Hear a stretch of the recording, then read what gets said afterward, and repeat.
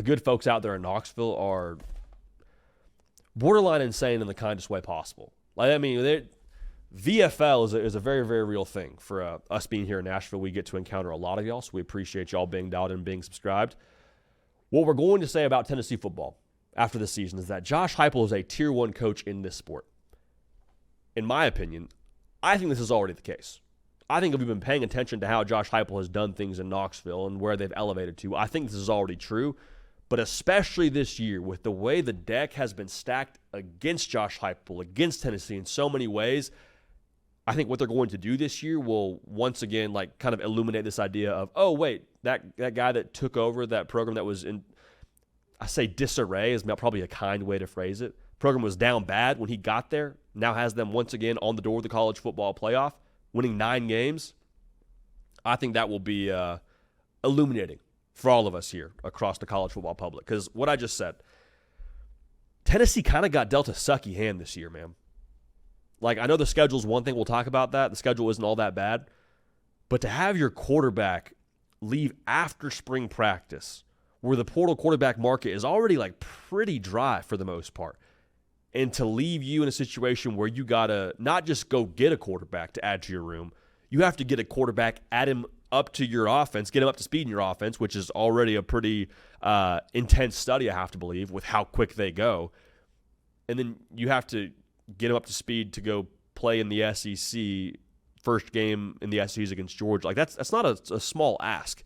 So that paired with the fact that you lose the SEC Offensive Player of the Year in Dylan Sampson, you lose a first-round draft pick on the defensive line in James Pierce. Like, there's a lot of things when you just say it out loud and you look at it on a piece of paper, the equation for Tennessee is not leaning in favor of Josh Heupel in Tennessee.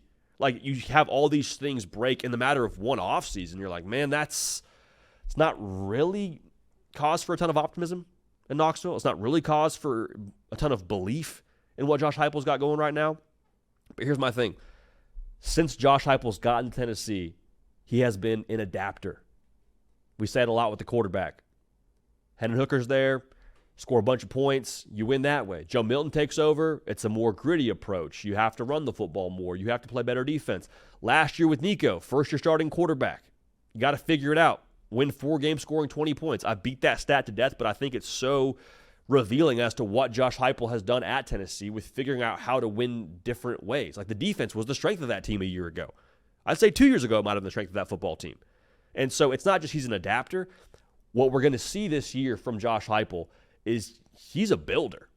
Like, we think about Josh Heupel kind of the same way I believe we talked about Steve Sarkisian a couple years ago. What do we say?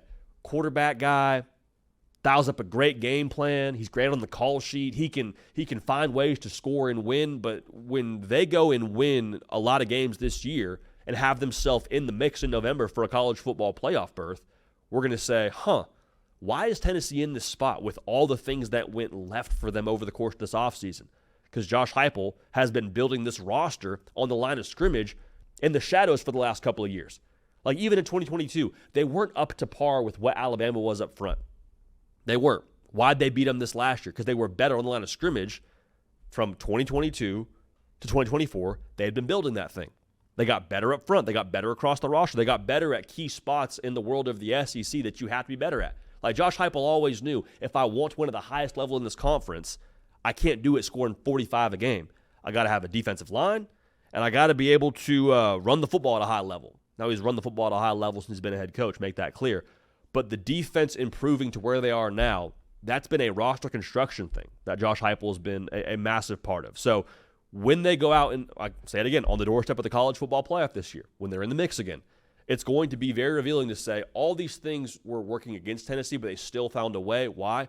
Because Josh Heupel is one of the best coaches in the sport, and I think that will be not up for debate at the end of this college football season. Now, again, I don't have them making the college football playoff, but just like we were talking about with a team like a Nebraska, like an Oklahoma, just to be knocking on the doorstep with all the deficiencies, all the reasons why they shouldn't be in the playoff, why they shouldn't be at that level, that to me, again, speaks volumes to what Josh Heupel has done since getting to Knoxville and the way they're trending. So once they do get those things underneath them, once they do have a more settled roster, a more settled quarterback situation, Tennessee will be once again in the mix in the year 2026. And for the record, I expect them to be in the mix here in 2025 even with all the nonsense that happened over the offseason for Tennessee.